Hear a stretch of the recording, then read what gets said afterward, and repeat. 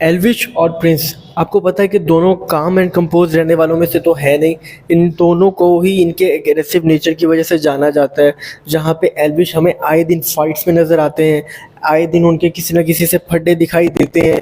और प्रिंस का आप देखो तो कि रोडीज़ में वो यहाँ पे जब टास्क आते हैं तो प्रिंस भूल जाता है कि भाई कैसे बात करनी है, और फाइट में हमें नज़र आता है प्रिंस ज़्यादातर, क्योंकि प्रिंस टास्क के लिए भाई बहुत ज़्यादा आपको पता है कि मोटिवेटेड होता है कि मैंने टास्क को जीतना ही जीतना है, और वही चीज़ें वो अपने रोडी से भी एक्सपेक्ट करता है। अब यहाँ पे हम ये देखते हैं कि जब यहाँ पे रोडीज़ का टास्क में परफॉर्मेंस हो रहा होता है, वहाँ पे एल्विश और प्रिंस की फ़ाइट हमें दिखाई देती है, जहाँ पे एल्विश प्रिंस को बोलता है और प्रिंस एल्विश को बोलता सुनाई देता है। अब मेन इस पे जो बातें आती हैं वो ये है कि आप बातों के दौरान ऐसे थोड़े गंदे वे में चले जाते हो जो कि अच्छा नहीं लगता। जैसे कि यहाँ पे प्रिंस बोलता है कि भाई तू रोडीज़ पे आ गया, तू तो डिज़र्व भी नहीं करता था एज ए गैंग लीडर आना।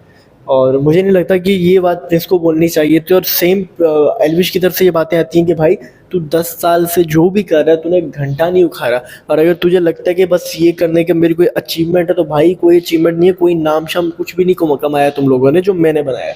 तो कहीं ना कहीं दोनों अपनी जगह पे एक दूसरे को ह्यूमिलेट करते हुए नज़र आते हैं, जिसमें इतना लो नहीं जाना चाहिए। अगर आपकी फ़ाइट्स भी हैं तो ठीक है, आप सुलटा लो। फिर ये रैप्टों की बातें करते हैं कि भाई एक रैप्टा मार दूंगा, यहाँ पे एल्विश प्रिंस के पास आता है और प्रिंस का भी सेम होता है कि भाई मैं रैप्टा मारूंगा तो तू वहाँ लग जाएगा।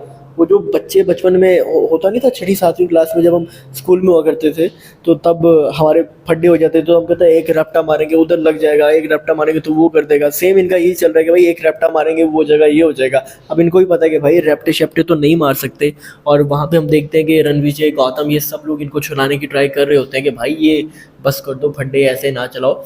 और इनके आर्ग्यूमेंट्स काफ़ी हीटेड हो गए थे उस टाइम पे।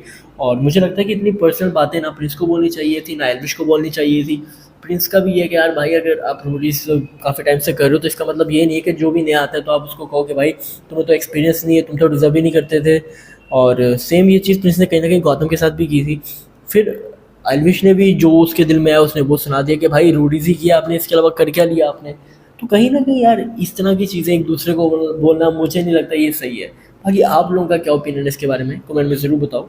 Thank you very much.